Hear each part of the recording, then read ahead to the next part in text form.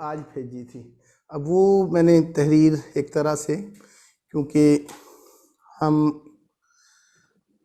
سلطنت پیریڈ کا جو ہماری عرفان کی روایت ہے تو اس میں خصوصاً چشتیہ سلسلہ اور سہروردیہ سلسلہ، تو اس کے جو اکثر بزرگ ہیں اس دور کے، تو ان کے سیر العارفین غالباً بھیجی آپ کو میں نے ریکمنڈ کی ہے. تو وہ ایک تو ہے آج کے دور میں لوگوں نے ان کے بارے میں کیا لکھا، یا آج کچھ بایوگرافیز جو لکھی جا رہی ہیں، لیکن ان کے قریب کے دور میں ان کے بارے میں جو لکھا گیا آج سے کچھ صدیاں پہلے، تو وہ آپ کی ایک نظر سے گزر جائے. تو اس میں اس کو پڑھیں. کوئی ایسا نہیں تھا کہ اس سیشن کے لیے ہی آپ نے اس کو دیکھنا تھا، تو ایک سجسٹڈ ریڈنگ ہے، آپ اس دوران پڑھتے رہیں. اچھا نہیں، اس کو کوئی آج نہیں ختم کرنا ہو بھی جائے تو کوئی ایشو نہیں ہے. تو لیکن بہرحال تو آپ اس کو اپنے اس 5-4 ہفتے 6 ہفتے جو باقی ہیں ان میں کوشش کریں پڑھیں. سلطنت پیریڈ کے چشتیہ سلسلہ اور سہروردیہ سلسلہ کے حوالے سے ایک زیادہ مطلب ہے آتھینٹک جو انفارمیشن ہے وہ ملے گی اس میں آپ کو، اور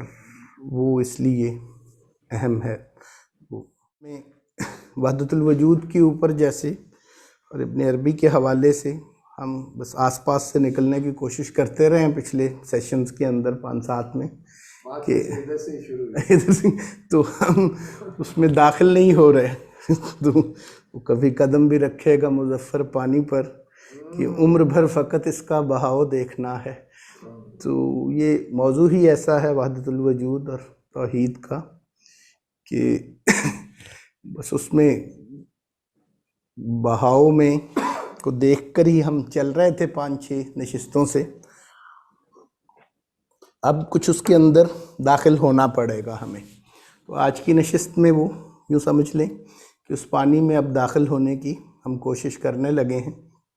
آج کی اور اگلی نشست جو ہے اس میں ہم کچھ اس کی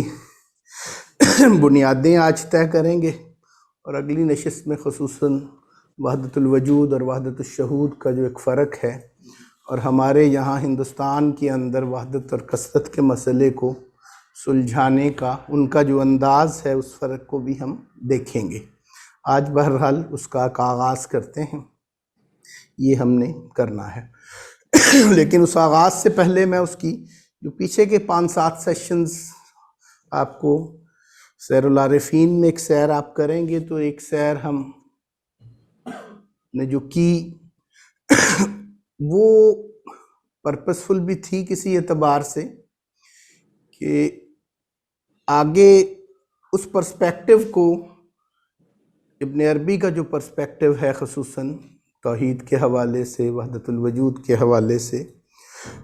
اس کا فرق سمجھنے کے لیے وہ پہلے کی جو ڈیولپمنٹ تھی اس کا سمجھنا کافی حد تک مفید ہوگا. تو یوں سمجھ لیں کہ ہم جو آس پاس پھرتے رہے ہندوستان کی روایت ابن عربی کے حوالے سے بات کیے بغیر ابھی وحدت الوجود پہ اور توحید پہ جو ہم باتیں کرتے رہے آج تک، ابو علی سندھی کے ذریعے، حضرت بایزید بسطامی کے ذریعے، اور آخر اس کا ہم نے پھر شیخ مسعود بخت تک کیا پچھلی نشست کے اندر. تو یہ ساری جو روایت جس کی ہم بات کر رہے ہیں یہ وحدت الوجود کی ایک ایسی انڈرسٹینڈنگ ہے جو ابھی خالصتاً ابن عربی والی انڈرسٹینڈنگ سے ہٹ کے ابھی ہم بات کیے جا رہے تھے. اور وہاں پہ ہم نے 2 چیزوں کا میں نے آپ کو شروع میں ایک 3 کا سیٹ جو بتایا کہ غشیہ، غیبہ اور حضرہ. تو یوں سمجھ لیں کہ ہم نے کسی حد تک جو وحدت الوجود کی ابن عربی کے علاوہ جو ہماری ڈیولپمنٹ انڈیا کے اندر تھی، یا اس کو ہم نے حضرت بایزید بسطامی کے حوالے سے جو ہم نے جس نتیجے پر بھی پہنچے کہ ان کے ہاں جو ہے توحید، اور پھر توحید کا جو آخری نقطہ ان کے ہاں فنا کی جو ہم نے بات کی، تو وہ زیادہ غیبہ پہ بیسڈ ایک انڈرسٹینڈنگ آف دا ایشو ہے جو ہم نے وہاں پہ اس کا ساری ڈیٹیل میں گئے تھے۔ اسی طرح غیبہ سے ہٹ کے ایک غشیہ کی روایت بھی رہی، ایبسنس کا ایک وہ کہ جو یوں کہہ لیں کہ سکر کی وہ حالت جو ہے وہ غیبہ سے بھی زیادہ کسی اعتبار سے کہ جس میں آپ فزیکلی بھی اس سے نکلے ہوئے، یا جذب کا ایک وہ جو معاملہ ہے، تو حضرت بایزید بسطامی کے ہاں جو ہے وہ فزیکلی ایسا نہیں ہے کہ وہ ان چیزوں سے بالکل، وہ اس روایت سے ذرا سکر کی یہ روایت جو ہے ذرا ڈیفرنٹ ہے، اس کی بھی بات ہم نے کی تھی۔ اگر ابن عربی کے ہاں ہم بات کریں تو آپ یوں سمجھ لیں کہ میں اس کو کیسے دیکھتا ہوں وحدت الوجود کو یہاں پر، تو یہاں پر یوں سمجھ لیں کہ وہ ایبسنس کا جو پیراڈائم تھا وحدت الوجود کو دیکھنے کا، جو فنا کی بات بھی ہم جس کی بنیاد پر کی، تو ابن عربی کے ہاں آ کر وہ زیادہ سٹریس جو ہے ایبسنس کے پیراڈائم سے زیادہ وہ پریزنس کے پیراڈائم پہ نظر آئے گی۔ ہزارہ کا جو معاملہ ہے یہ بڑا اہم ہو جائے گا یہاں پر۔ یہ وحدت الوجود کا جو، اگر آپ یوں کہیں کہ پچھلی نشستوں تک ہم ہندوستانی روایت جو ہے، ہندوستان کے اندر وحدت الوجود پہ ہونے والا کام ایسا بھی ہے کہ جو ابن عربی سے ہٹ کے بھی ہوتا رہا، اور پھر ابن عربی کے اثرات کے تحت بہت بڑا کام وحدت الوجود پہ ہوا ہے۔ اب ہم اس کی طرف بڑھنے جا رہے ہیں۔ وہ سلطنت پیریڈ کے اندر ہی اس کی بنیادیں رکھی گئی تھیں ویسے، اور ہم نے شیخ مسعود بک کا جیسے کہا کہ وہ اس سے ایک ذرا ڈیفرنٹ روایت ہمارے ہاں جو تھی اس کا ایک تسلسل ہے، حضرت بایزید بسطامی والی، ابو علی سندھی والی۔ لیکن اس کے ساتھ ہی میں نے ایک اور نام آپ کے سامنے جو رکھا تھا کہ حضرت اشرف جہانگیر سمنانی، تو وہ اب خالصتاً ہندوستان میں حضرت ابن عربی والی جو وحدت الوجود ہے اس کے یوں کہہ لیں کہ ایک ڈیفینڈر ہیں بہت بڑے ہمارے ہندوستان کے اندر۔ تو ان کا وحدت الوجود کے اوپر جو کام ہے وہ حضرت ابن عربی والی وحدت الوجودی روایت میں ہوا یا حضرت ابن عربی والی توحیدی روایت میں ہوا کام ہے۔ اس روایت کے اندر پھر حضرت ابن عربی والی کے بھی کام کے کئی اسلوب ہیں، وہ بھی اتنا سادہ نہ اس کو سمجھیں کہ حضرت ابن عربی کے بھی بے شمار شارحین ہیں ہندوستان کے اندر، جن کتابوں کی شروح لکھی گئیں ان میں حدیث کی بڑی معروف جو ہے مشارق الانوار ہے۔ اسی طرح تصوف کے حوالے سے جو انسٹیٹیوشنل مسٹسزم کا جو ایک بنیاد سمجھی جاتی ہے، اور ویسے تو وہ سہروردیہ سلسلے سے متعلق، لیکن چشتیہ سلسلہ بھی اسی کو ہی استعمال کرتا رہا، وہ حضرت شہاب الدین سہروردی کی جو ہے عوارف المعارف جو ہے، حتیٰ کہ حضرت بابا فرید گنج شکر رحمۃ اللہ علیہ بھی جو، وہ بھی لوگ ان سے سبقاً پڑھتے رہے عوارف المعارف، تو حضرت شہاب الدین سہروردی کی کتاب تھی۔ تو چشتیہ سلسلے میں کا بھی اپنا جو جماعت خانہ اور خانقاہی ترتیب تھی، اس کے اندر بھی دونوں کتابیں سہروردی سلسلے کی ہی استعمال ہوتی تھیں پہلے، عوارف المعارف اور آداب المریدین، دونوں ہی حضرت نجیب سہروردی کی اور حضرت شہاب الدین سہروردی کی یہ کتب ہی استعمال ہو رہی تھیں، اور سبقاً پڑھایا جاتا تھا ان کتابوں کو وہاں پر۔ تو اب یہاں پر جو چیز ہم جس کی طرف بات کر رہے ہیں کہ حضرت اشرف جہانگیر سمنانی جن کی میں بات کر رہا ہوں، تو یہ بھی چشتیہ سلسلے کے حوالے سے ہم نے شیخ مسعود بک کے ساتھ دوسرا نام جو وحدت الوجود کے اوپر بڑا سلطنت پیریڈ میں جنہوں نے کام کیا، تو یہ حضرت اخی والا جو چین حضرت نظام الدین اولیاء سے چلی، اور یہ بنگال کے اندر جن لوگوں نے کام کیا، اور وہ ایک ایسا ایریا تھا کہ وہاں پہ ہندو جوگیز کا بڑا زور تھا، اور وہاں پہ ان کو پھر حضرت سمنانی کے ذمہ لگا اس ایریا میں کام کرنا، تو انہوں نے پھر وہاں پر کام کیا، اور زیادہ کتب ان کی کہا جاتا ہے کہ 80 سال سے بڑی عمر میں تحریر کیے ہوئے کام تھے ان کے۔ جو بات میں کر رہا تھا کہ ایک تو شروع جو ہیں عوارف المعارف کی بہت لکھی گئی یہاں پر، ایک حدیث میں مشارق الانوار کی، اور یہ جو انٹرسٹنگ چیز ہے کہ وہ حدیث کی کتاب یہ جو کانسیپٹ کہ وحدت کا یا توحید کا یا وحدت الوجود کا جو تصور ہے اس کی اوریجنز کیا ہیں، تو یہ جن لوگوں نے اس پہ کام کیا ہے انہوں نے در حقیقت قرآن اور حدیث پہ بھی بڑا کام کیا ہوا ہے۔ ایسا نہیں ہے کہ ہمارے یہ صوفیہ، ہمارے یہ عارفین یہ تصوف کی روایت سے متعلق ہیں اور ہماری عرفان کی روایت شاید ہماری شریعت کی روایت سے بالکل ہی کوئی ہٹ کے اور کٹ کے تھی، بلکہ یہی لوگ آپ سہروردیہ سلسلے میں ہی حضرت بہاؤالدین زکریا ملتانی کا مشارق الانوار کی شرح انہوں نے بھی لکھی ہے حدیث کی، اس کتاب کی۔ تو حدیث کے اوپر ان صوفیہ کے بڑے بڑے کام ہیں، قرآن کی تفسیر کے اوپر، حدیث کے اوپر، ان پہ بھی بڑے کام ہیں ان کے، اور سارے صوفیہ تقریباً ان کے ہاں آپ کو یہ ملے گا۔ اور ایسا نہیں ہے کہ یہ ہم جیسے ایک کامن انڈرسٹینڈنگ آج کے دور میں ڈیولپ ہو گئی ہے، ایک بائنری شریعت اور طریقت کی ہم نے بنا کے سوچنا جیسے شروع کر دیا ہے۔ تو ہمارے ان صوفیہ میں سے جن کا بھی ہم تذکرہ کریں، حتیٰ کہ ہمارے سکر کی روایت کے صوفیہ بھی، حضرت بایزید بسطامی وغیرہ بھی، تو وہ بہت زیادہ پابند شریعت قسم کے صوفیہ تھے، اور اس پہ بڑا ان کا اصرار رہا ان چیزوں کے اوپر۔ تو یہ بھی ایک چیز کہ ان کی اصل جو تھی وہ قرآن و سنت ہی تھی ان صوفیہ کے اپنے عرفان سوری جتنے بھی صوفیہ ہیں، تو ان کی یہ اسی لیے میں نے وہ سلطنت پیریڈ کی ان کی بایوگرافیز کی جو آپ کو کتاب شیئر کی، اس سے پڑھ کے بھی آپ کو اندازہ ہوگا۔ تو اسی طرح تیسری بڑی کتاب جو ہے وہ فصوص الحکم کی شروح بھی ہندوستان میں، ان پہ بھی بے شمار کام ہوا ہے۔ تو ہندوستان سے پہلے بھی باہر بھی جو کام ہو رہا تھا ان شروع میں، تو یوں سمجھ لیں کہ جو شارحین ہیں حضرت ابن عربی رحمۃ اللہ علیہ کے، تو جیسے ہم نے یہ ایک اسٹیبلش کرنے کی کوشش کی کہ وحدت الوجود کا ایک پیٹرن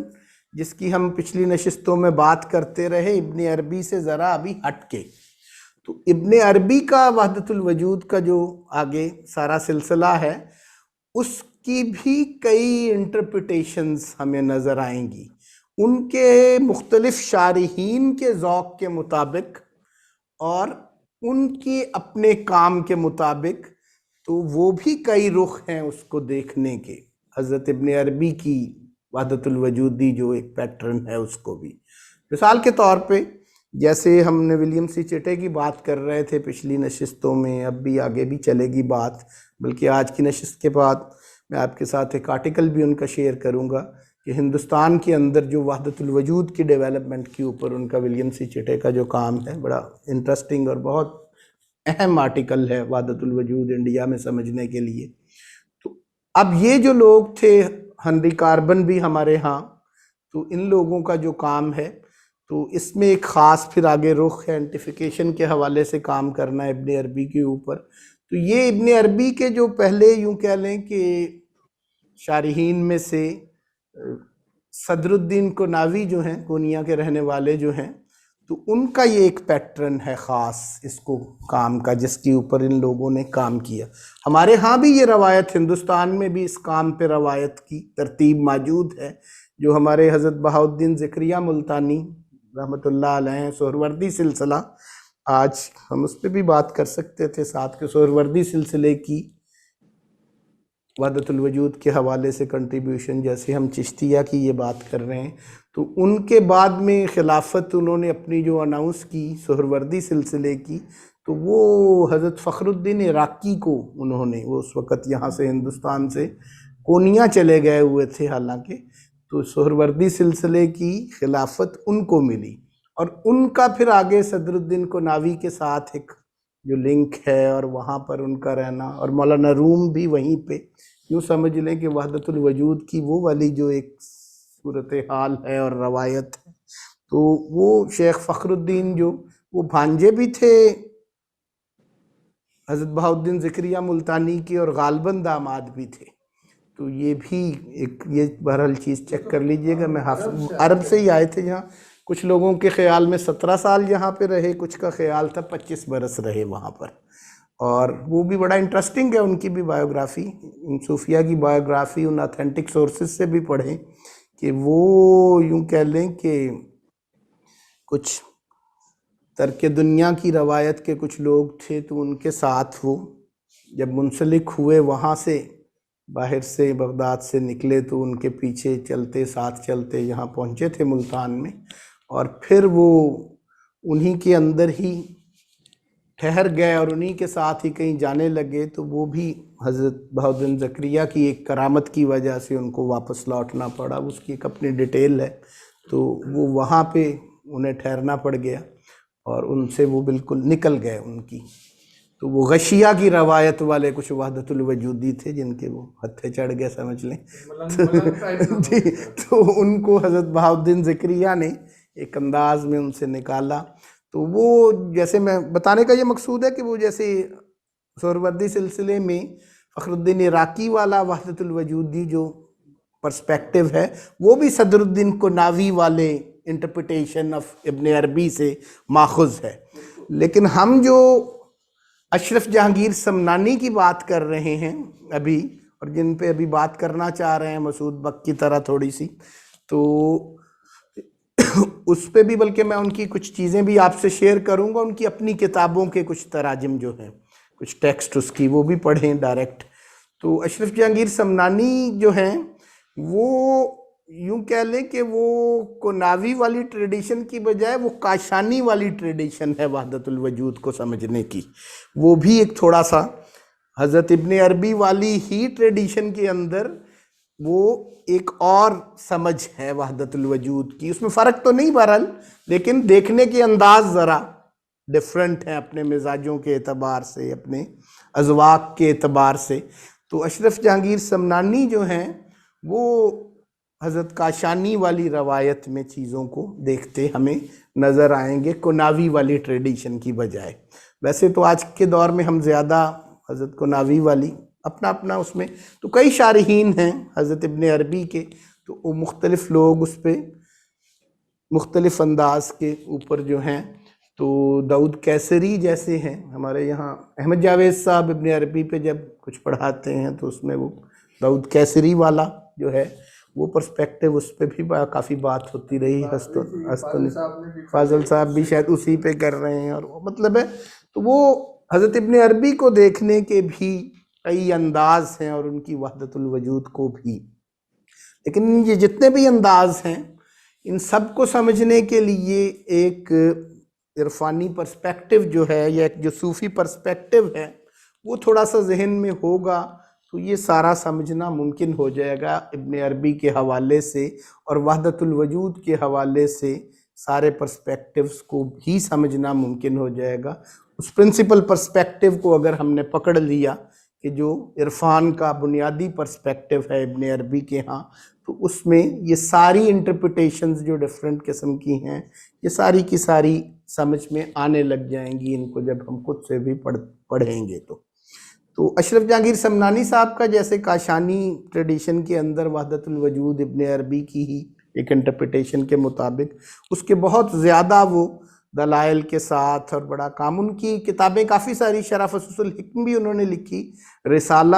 در وحدت الوجود بھی انہوں نے تحریر کیا، کافی ان کا لٹریچر ہے. دو ان کی کتابیں بڑی اویلیبل ہیں ابھی بھی، آج کل بھی تراجم بھی ان کے ہو گئے ہیں، ٹرانسلیشن بھی ہو گئی ہیں. وہ اپنی تصنیف نہیں ہے ایک کتاب ان کی، لیکن وہ ساری باتیں جیسے ہم نے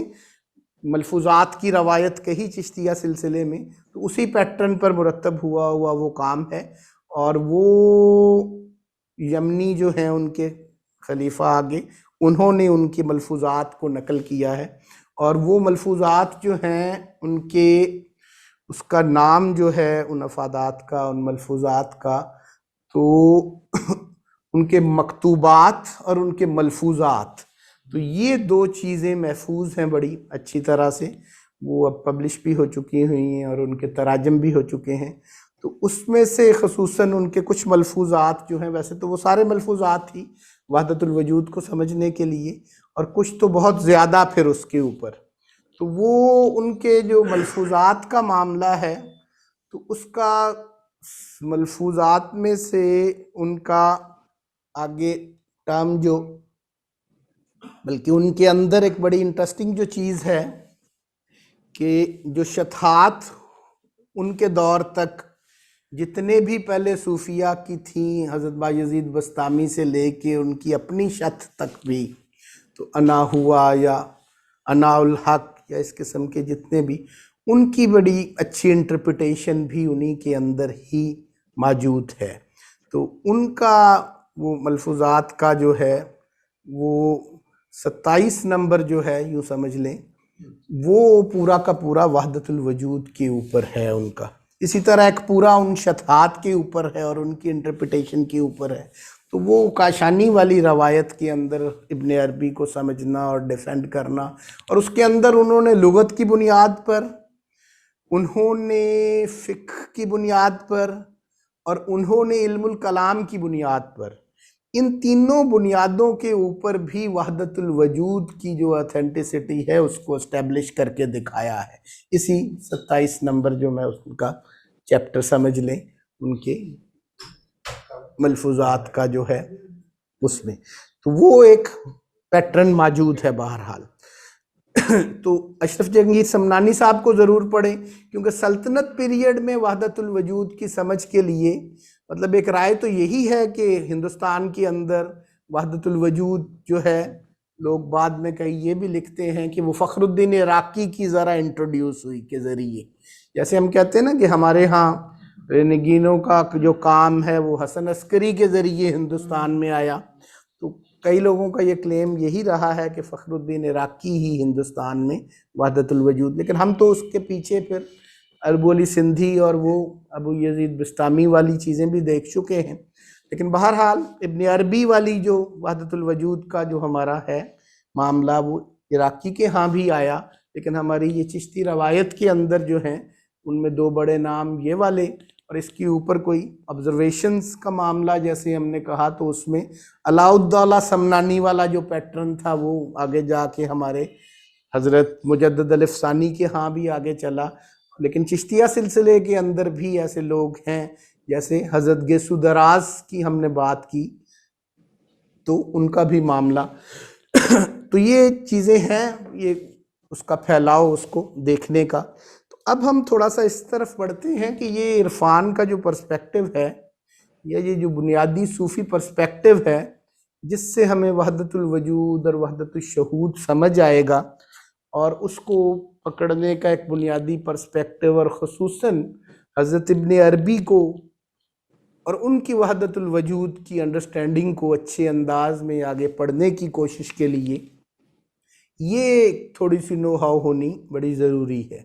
اس پہ ہم تھوڑی سی اب ساتھ آگے بات کرتے ہیں۔ تو کتنا وقت ہے جی بریک سے پہلے؟ صوفیہ کے یہ جو سلاسل ہیں، لینیجز جتنی بھی یہ ہیں، یہ بنیادی طور پہ تو عرفان ہی کی روایت ہے ہماری، یہ تصوف ہی کی روایت ہے، لیکن یہ جس بزرگ سے آگے یہ چلتا ہے اس کا اپنا ذوق، اپنا ٹیسٹ، اپنا مزاج، اس کی وجہ سے تو یہ اکثر جو ہیں ان بزرگوں کے ناموں پہ ہیں۔ پھر ان بزرگوں کے ناموں کی پرانی پریکٹس یوں تھی کہ ان کے مقام کے اعتبار سے، ان کے شہر کے اعتبار سے، ان کی جگہ کے اعتبار سے، یا کئی دفعہ ان کے پروفیشن کے اعتبار سے بھی ان کے نام ہوتے تھے، اور ساتھ نام کے ان کے لگا ہوتا تھا، تو پھر وہ اسی طرح ہی آگے، تو جیسے حضرت بایزید بسطامی، ان کو بسطامی روایت بھی ہم کہہ لیتے ہیں، تو ان کو ویسے ان کے نام کی وجہ سے تیفور کیوں تھا نام، تو تیفوری بھی کہا جاتا ہے۔ یہی کتاب جو میں نے آپ سے یہ البن شہر کی ہے، یا کوئی اور بھی میں کر دوں گا، اس میں ان سلاسل کے حوالے سے بھی، ان کی اوریجن کے حوالے سے بھی، ان صوفی آرڈرز کے اوپر بھی، تو یہ ایک تو یہ ہوتا ہے کہ ان کی وجہ سے یہ، جیسے حضرت بایزید بسطامی سے بسطامی سلسلہ آگے یا تیفوری سلسلہ چلتا ہے، حضرت جنید بغدادی کی وجہ سے وہ آگے جنیدیہ بھی اس کو کہہ لیتے ہیں، بغدادی بھی ایک وہ چل رہی ہے اس کے لیے ٹرم، تو اسی طرح چشت جگہ سے ہی وہ چشتی بھی آگے چل رہا ہے، سمنان کی وجہ سے ان کا آگے نام سمنانی، پھر ہر سلسلے کے اندر بھی ایسا نہیں تھا کہ یہ بالکل ایک دوسرے سے کٹ کے، جیسے میں نے کہا کہ چشتی سلسلہ اور سہروردی سلسلہ سلطنت پیریڈ کے دو بڑے سلسلے تھے، اس کے علاوہ فردوسی سلسلہ بھی تھا۔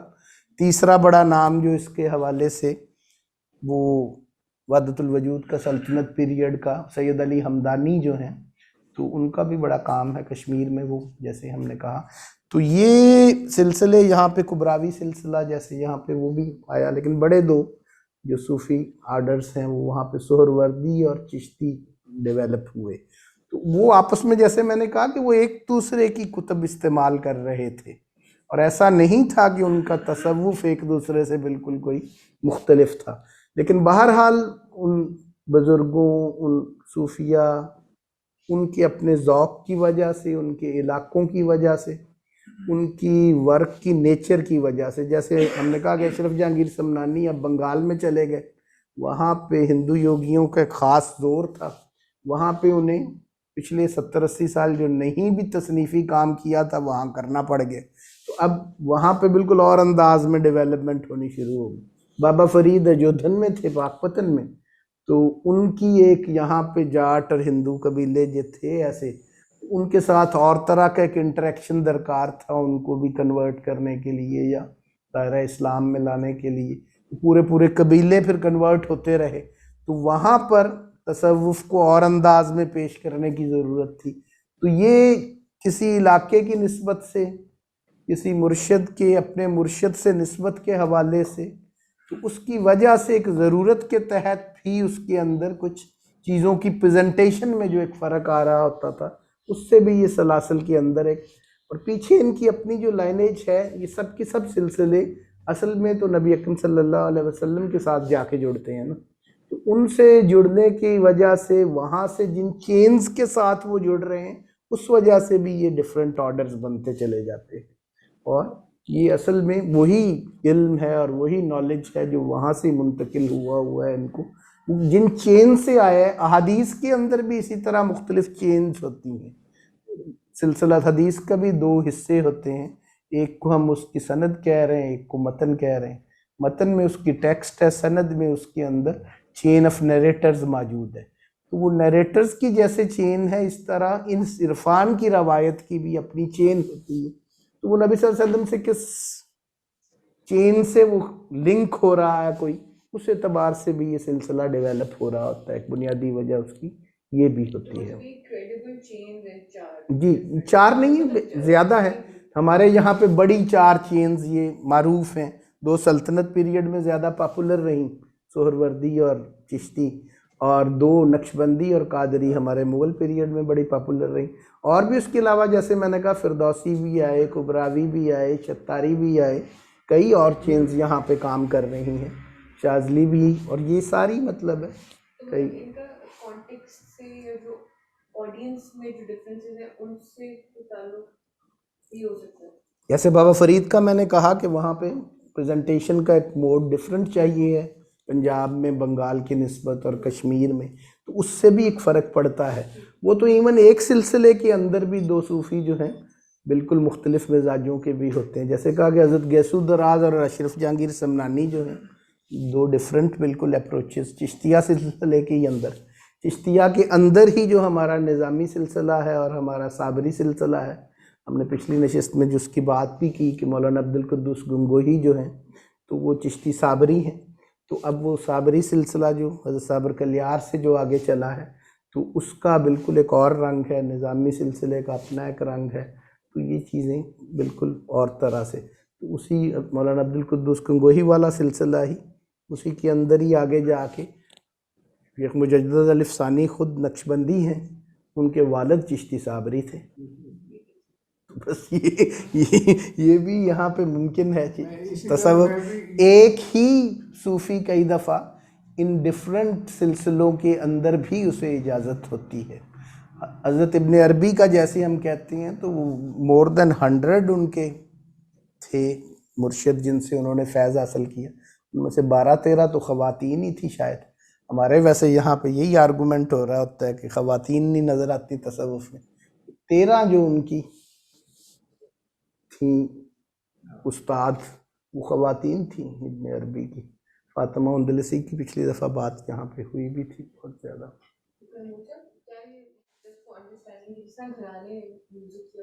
جی جی میں یہ ایڈ کرنا چاہ رہا تھا کہ ہر سلسلے کا ایک مزاج بھی مزاج بھی بالکل اس میں اندر پھر چینجز ہوتے مگر ایک اسینشل مزاج بھی مانا جاتا ہے. یہ صرف اسی کا ہی نہیں، میوزک کے گھرانوں کا ہی نہیں، یہ معاملہ ہمارے روایتی معاشروں کے ہر کام میں یوں تھا. وہاں پہ آرٹیزنز بھی ایسے ہی تھے، وہ بھی گھرانوں والے ہی تھے، وہ بھی سلسلوں والے ہی تھے. تو یہ سوسائٹی جو ایک کمیونٹی کی فارمیٹ میں تھی اس دور کے اندر، تو یہ کانٹریکچول سوسائٹی کے اندر آ کے ہم اس سے نکل گئے ہیں، کانٹریکٹ کے اوپر جب سے گئے ہیں. تو اب آگے ہم جس کی بات کرنے لگیں تو تب کانٹریکٹ کی بجائے جو ہیں وہ کچھ اور چیزیں، کچھ اعتبارات اہم تھے جس کی وجہ سے یہ سلسلے اور یہ ساری چیزیں. جی ڈاکٹر صاحب اگر اجازت ہو تو بریک میں تھوڑا سا بڑی جی انٹرسٹنگ ڈسکشن ہے، میں بھی تھوڑا پارٹیسپیٹ کر لوں. جی جی بالکل جی. ایک تو میں نے یہ پوچھنا تھا کہ جتنے بھی صوفیات تھے ان سب کا کوئی نہ کوئی مرشد تھا، مطلب انہوں نے سیکھا تھا یہ ایکسپیرینس کس طرح سے انہوں نے کرنا ہے. تو کوئی ایسے بھی تھے جو کہ اپنے ایکسپیرینس سے ہی اپنے ذاتی تجربے سے ہی پہنچے ہوں حقیقت تک. اور دوسری ایک چیز جو میں نے پوچھنی ہے، ایک آرٹیکل مجھے ملا تھا بایزید بستامی پہ، ٹیموتھی نام کوئی رائٹر ہیں ان کا، تو موتیوینٹر وہ کا بڑا کوئی جی جی اور وہ بڑا اچھا انٹرسٹنگ آرٹیکل تھا. تو کچھ اس میں کرامات کا ذکر کیا ہوا تھا بایزید بستامی کی، تو یہ کرامت کی کیا سگنیفیکینس ہے حقیقت کے حوالے سے؟ جی جی اس پہ ادھر جو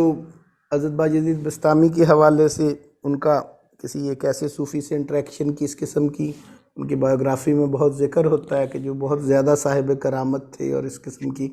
چیزوں کا تذکرہ بھی. تو وہ پھر ان کی اس قسم کی انڈرسٹینڈنگ کی کرامت کی اہمیت کے ساتھ ساتھ کہ اس کی وہ ایک ابتدائی سٹیج ہے یہ تو تصوف کی، باقی تو اس سے بہت آگے کی سٹیجز ہیں، مطلب سٹیٹس اور سٹیشنز جو ہیں تصوف کے، اس کی بہت ابتدائی چیز ہے کرامت. ایسا نہیں ہے کہ بہت آخر کی جا کے یہ درجہ ہے. تو کرامات کا ظہور یا اس قسم کی چیزیں جو ہیں یہ سکر کی روایت والے کیا صحف کی رکایت والے صوفیہ کے ہاں بھی کرامات کا معاملہ جو ہے وہ موجود ہے. اور یہ میں جو آپ کے ساتھ کتاب شیئر کروں گا اشرف جہانگیر سمنانی صاحب کے حوالے سے ان کے ملفوظات پہ، تو اس کی ایک بڑی اچھی انڈرسٹینڈنگ اس کے اندر، جیسے وہ 27 نمبر بتائیے وحدت الوجود پہ پڑھنے کے لیے، تو اسی طرح ایک پورا کرامات کے اوپر بھی. تو ایک تو ہمارا وہ میں اس لیے زیادہ پریفر کر رہا ہوں کہ اس دور کی چیزوں کو اور انہی صوفیہ کی اپنی تحریریں آپ کے سامنے آئیں، کہ آج کے دور میں جب جو چیزیں لکھی گئی ہوتی ہیں کئی دفعہ وہ ہمارے آج کے دور کی انڈرسٹینڈنگ کی وجہ سے چیزوں کی بن گئی ہوتی ہیں، تو ان کا وہ کانٹیکٹ وہ آؤٹ آف کانٹیکسٹ ہوئی پڑی ہوتی ہیں، وہ بالکل ہماری جو ایک سمجھ بن گئی ہے چیزوں پہ ہم اسی کوئی بیان. تو یہ اشرف جہانگیر سمنانی صاحب کا جو سب سے بڑا کمال ہے وہ انہوں نے یہی پوائنٹ ریز کر دیا ہے وہاں پہ. اور ان کی چیزیں پڑھنی اس لیے اہم ہو گئی کہ انہیں بھی یہ لگ رہا تھا اس وقت کہ ہندوستان میں جب وحدت الوجود کی چیزیں آئیں اور یہاں کی پبلک اور یہاں کی علماء، یہاں کے اسکالرز وہ جب اس پہ کومنٹ کرنے لگے تو انہیں یہ احساس ہوا کہ یہ تو وحدت الوجود کا جو ابن عربی کی کانسیپٹ ہے سارا یا ان کا جو معاملہ ہے، یہ تو ان اصطلاحات کو سمجھ ہی اور میننگز میں رہیں، وہ تو ان کے مفاہیم ہی کچھ اور ہیں. یہاں پہ ان کی ایک جنرل انڈرسٹینڈنگ کی بنیاد پہ تنقید بھی ہو رہی ابن عربی پہ اور ان چیزوں. تو انہوں نے اس لیے پہلا کام اپنی تحریروں میں کتابوں میں یہ بہت بڑا کیا کہ وہ اصطلاحات جو عرفان کی روایت میں یا وحدت الوجود کے اندر استعمال ہو رہی ہیں وہ اصل میں ابن عربی کے ہاں اور وہاں عرب کے اندر وہ جو روایت تھی اس کے اندر ان کے مفاہیم کیا ہیں. تو مصطلحات کا ایک بہت بڑا کام ان کی ان تحریروں کے اندر موجود ہے کہ وہ پہلے کلیئر، وہ بلکہ ہر کتاب کے شروع میں پہلے ایک چیپٹر اس پہ لکھتے ہیں اشرف جہانگیر سمنانی کہ عرب کے اندر یا ابن عربی کے ہاں ان کے میننگز ہیں کیا. ہندوستان میں جب وہ ابتدا میں وہ بالکل اور میننگز میں لے کے ان پہ کرٹیسزم ہوتی رہی چیزوں کی، تو انہوں نے اس قسم کا کام بہت زیادہ پھر کیا. تو آج کے دور میں تو معاملہ پھر بالکل ہی بدل چکا ہے. تو اس دور میں تو صرف وہ عرب سے ہندوستان میں آنے کی وجہ سے کانٹیکسٹ بدلنے سے یہاں پہ وہ اور انداز میں اس کو سمجھ کے لے رہے تھے چیزوں. تو انہوں نے بڑے شرح جو لکھنے کی یہاں پہ ضرورت درپیش آتی تھی، اس کی ایک وجہ یہ بھی تھی کہ ان اصطلاحات کو، ان ٹرمز کو بھی اس میں انہوں نے پہلے سمجھایا، پھر ان کا پوری وحدت الوجود کو ایکسپلین کیا، پھر اس کا جو ان کے اوپر یہاں پہ اعتراضات ہوتے تھے ان پہ اپنا ڈیفنس جو ہے وہ بھی سامنے لے کے آئے. وہ لغوی اعتبار سے بھی، وہ فقہی اعتبار سے بھی، وہ کلامی اعتبار سے بھی، اور وہ عرفانی اعتبار سے بھی، ہر اعتبار سے انہوں نے اپنا ایک ڈیفنس اس کا ان تحریروں کے اندر پھر لے کے آتے. تو کرامات کے اوپر بھی انہوں نے یہ ان چیزوں پہ بڑا، شطحات پہ بھی، کرامات پہ بھی، تو اس پہ ہماری جو انڈرسٹینڈنگز کئی دفعہ ہوتی ہیں تو وہ ان مصطلحات کے فرق کی وجہ سے ہوتی ہیں کہ اسی اصطلاح کو ہم وہاں پر کیسے سمجھ رہے ہیں اور یہاں پر کیسے سمجھ رہے ہیں. تو اس کی میں اکثر کئی دفعہ مثال دیتا ہوں کہ جیسے حکمت کی بات جب ہم کرتے ہیں یا جسٹس کی بھی بات کرتے ہیں، تو وہ اب گریک ٹریڈیشن کے اندر ہر چیز کو اس کا صحیح مقام دینا جسٹس تھا. ماڈرن ویسٹ کے اندر ہر ایک کو برابر مقام دینا جسٹس ہے. یہاں پہ وہ ایکویلٹی سے اٹیچ کر دیا گیا، اور وہاں پہ وہ ہر چیز کو اس کی جگہ پہ رکھنا اور کسی چیز کو اس کی جگہ پہ پلیس نہ کرنا ظلم تھا وہاں پر. لیکن ماڈرن ویسٹ کے اندر تو وہ اب ایکویلٹی کا نہ ہونا ظلم کہلا رہا ہے. تو وہ مطلب پرسپیکٹیو ہی ڈیفرنٹ ہو جاتا ہے اس اصطلاح کے انڈرسٹینڈنگ کسی جگہ پہ بدل جانے سے. تو یہ یہاں بھی ہمارے تصوف کی روایت، تو اس لیے یہ بڑا ضروری ہے. کنٹمپریری کام جو ہوئے ہیں آج کل ہو رہے ہیں، ان کو دیکھنا، ان کو پڑھنا، اس کے اندر ایک ایڈوانسمنٹ ہوتی ہے چیزوں کی، وہ تو اچھی بات ہے. لیکن ان چیزوں کو جب ہم دیکھیں گے، سلطنت پیریڈ کی تحریروں کو ہی پڑھ کے سمجھیں گے تو ہماری اور طرح کی سمجھ بنے گی. تو مغل پیریڈ کو، اس دور کے صوفیہ کو، اور بڑا کام کی ہے. آج کا کام تو کچھ بھی نہیں ہے، اور وہ تو بہت کام ہے اس دور میں ہوا ان چیزوں کے اوپر، بے شمار شروع ہیں. لیکن آپ کے سوال کا جو پہلا حصہ تھا ابھی کہ کسی نہ کسی مرشد کے ساتھ ہی اٹیچ ہوتے ہیں، تو یہ تو ہماری پوری روایت کا خاصہ ہے. وہ تو ممکن ہی نہیں ہوتا. اگر وہ مطلب لنک بریک ہو گیا ہے تو پھر تو وہ ماڈرنٹی ہے نا، پھر ٹریڈیشن تو نہیں ہے، وہ روایت تو ہے ہی نہیں. مرشد نہیں ہوگا تو پورا، ہم نے کہا کہ اصل میں تو وہ چین نبی اکرم صلی اللہ علیہ وسلم تک پہنچی ہوتی ہے. ایون اس میں کچھ لوگ اگر ہیں بھی تو وہ بھی اپنا لنک کسی اویسی ترتیب سے ضرور اسٹیبلش کر رہے ہیں. بالکل آؤٹ آف لنک ہو جانا یا رابطے سے نکل جانا سسٹم میں، تو وہ تو پھر اوریجن سے کٹ جانا ہے، وہ تو صرف فارمیشنز پہ آ جانا ہے، جیسے فوکو کہتا ہے. بڑی اچھی بات کی ہے کہ تصوف کے حوالے سے چاہے ویسی ہو اب یا وہ ویسٹرن ہو، لنک کو تو نگیٹ نہیں کرتے. اللہ تعالیٰ سے لنک حضور کے ذریعے ہی ہے، حضور کے ذریعے، دونوں حوالوں سے، انڈیویجول کا نہیں. انڈیویجول. سر ایک سوال ہے، یہ جو سلسلہ اویسیہ سے متعلق کوئی بڑی شخصیات ہیں جن کو آپ ان سے منسلک کرتے ہیں کہ وہ سلسلہ اویسیہ کے ذریعے انہوں نے اپنی ساری تعلیم حاصل کی؟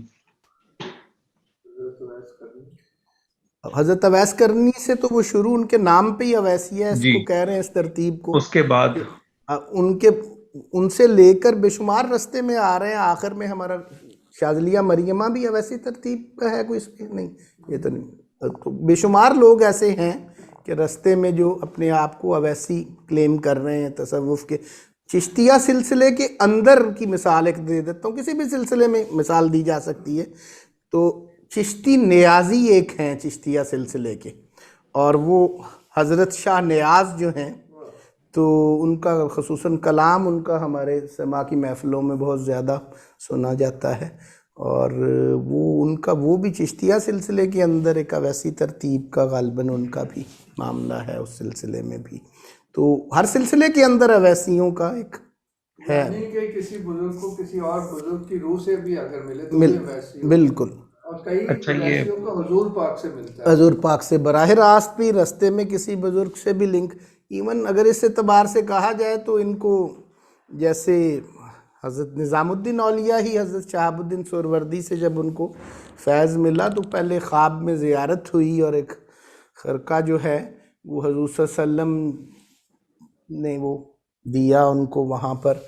تو وہ بعد میں اگلے دن وہ حضرت شہاب الدین سہروردی نے ان سے بات پوچھی اور اس کے بعد اندر لے کے گئے کمرے میں, تو وہی جگہ تھی, وہی مکان تھا, وہی کمرہ تھا, اور وہاں سے ویسے ہی اتار کے انہوں نے بلکہ دیتے ہوئے انہوں نے ساتھ یہ کہا کہ میں تو ایسے بس درمیان میں ایک رابطہ ہی ہوں, تو اصل میں تو وہیں سے ہی مل رہا ہے تم کو یہ سیدھا جو رات کو تم نے دیکھ لیا, یہ بھی کہہ دیا حضرت شہاب الدین سہروردی نے. تو یہ تو اس میں ہے. ٹھیک ہے جی, ہم کچھ پرسن ٹو پرسن چینج نہیں جا رہی, کہیں ورٹیکل کنیکشن ہے, بٹ ڈائریکٹ ملاقات نہیں ہے مرشد سے آپ کی, روحانی طور پہ خواب میں ملے ہیں یا اس میں بڑا انٹرسٹنگ. آپ لوگ شہاب نامہ وغیرہ تو پڑھا ہوگا کچھ لوگوں نے آپ میں سے, تو ان کا جو کلیم تھا قدرت اللہ شہاب وغیرہ کا اور یہ ممتاز مفتی وغیرہ, یہ والے جو ہمارے کنٹمپریری صوفیہ سے متاثر لوگ تھے جو, وہ جی تو جی بڑا وہ 90 انٹرسٹنگ ہے کا کہ وہ ذکر ان کرتے کے ہیں اس میں. ان کے تکیے کے نیچے پرچی لکھی آ جاتی تھی. یہ اس قسم کی بھی چیزیں, یہ اس طرح کا بھی. تو بہرحال جی ہم موضوع کی طرف آتے ہیں, کچھ آدھا گھنٹہ تو سر ہو گئی سوری, ہے. یہ ذرا شہاب نامے سے ایک چیز, کافی اس پہ تنقیدی کتابیں بھی لکھی گئی ہیں, بالکل جی بالکل. میں نے دونوں پڑھی ہیں. جی کیا آپ لوگوں کا ویسے اس میں کوئی اگر رائے ہو جی تو جی میرے لیے ذرا یہ ہوگا, کیوریوسٹی ہے صرف. جی جی. تو اس میں اصل میں اسپرچویلٹی کے اندر بھی مختلف لوگوں کے, جیسے ہم نے کہا نا کہ ان کی اپنے ایکسپیرینسز کا اپنا اپنا کانٹیکسٹ ہوتا ہے, تو اس کے اندر وہ چیزیں ویلڈ ہوتی ہیں کئی, تو وہ کسی اور کانٹیکسٹ سے کسی اور اعتبار سے چیزوں کو جب دیکھ رہے ہوتے ہیں تو اس کی کرالری کیونکہ وہ ہمارے کانٹیکسٹ سے نہیں ہوتی تو ہمیں کئی دفعہ نہیں وہ, تو اس میں ویسے بھی تصوف کی روایت جو ہے,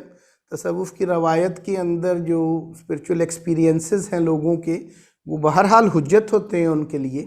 لیکن وہ ایسا نہیں ہوتا کہ وہ کسی دوسرے کے لیے بھی اتنی ہی حجت ہوں. تو ایسا بھی ہوتا ہے, اس کے اپنے لیے اس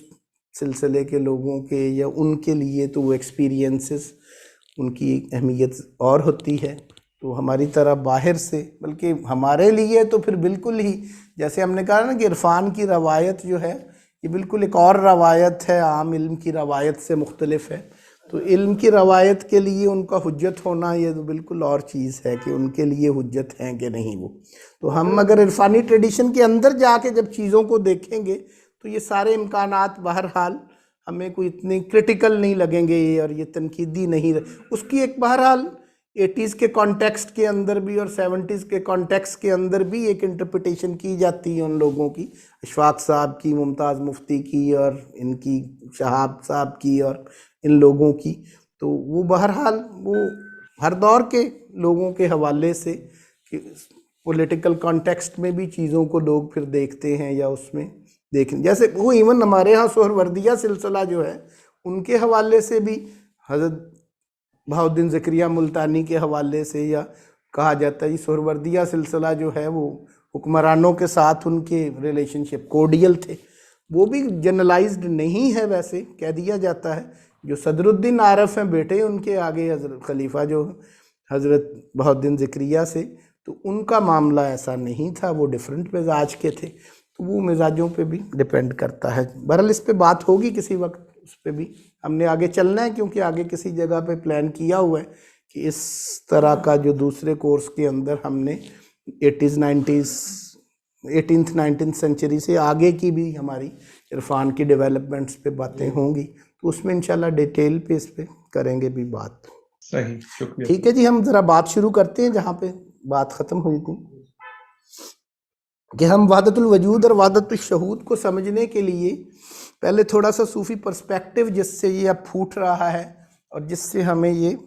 غیب کے پرسپیکٹیو کے ساتھ اب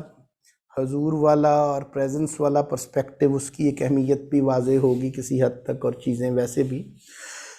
تو یوں سمجھ لیں کہ بنیادی طور پہ صوفی پرسپیکٹیو جو ہے وہ اگر ہم یوں سمجھ لیں کہ ہمارے ہاں جو عرفان کی روایت ہے یا صوفیہ کی جو عرفانی روایت ہے اس کے مطلب ہے ہم اپنی جب تصور علم کی بات کرتے ہیں اور صوفیہ کے ہاں جب اس کی بات کرتے ہیں یا عرفان کی روایت میں اس کی بات کرتے ہیں تو عرفان کی روایت کے اندر ہماری ماڈرن ٹریڈیشن کے اندر تو اس کو صرف ایپسٹمولوجیکلی دیکھ لینا ہی کافی سمجھا جاتا ہے، لیکن ہماری علم کی روایتی جو اپروچ ہے اور خصوصاً ہماری عرفان کی جو روایت ہے اس میں آنٹولوجی اور ایپسٹمالوجی دونوں جو ہیں وہ جڑے ہوئے ہمیں نظر آئیں گے۔ تو صوفی کی نظر میں یا صوفی کا پرسپیکٹیو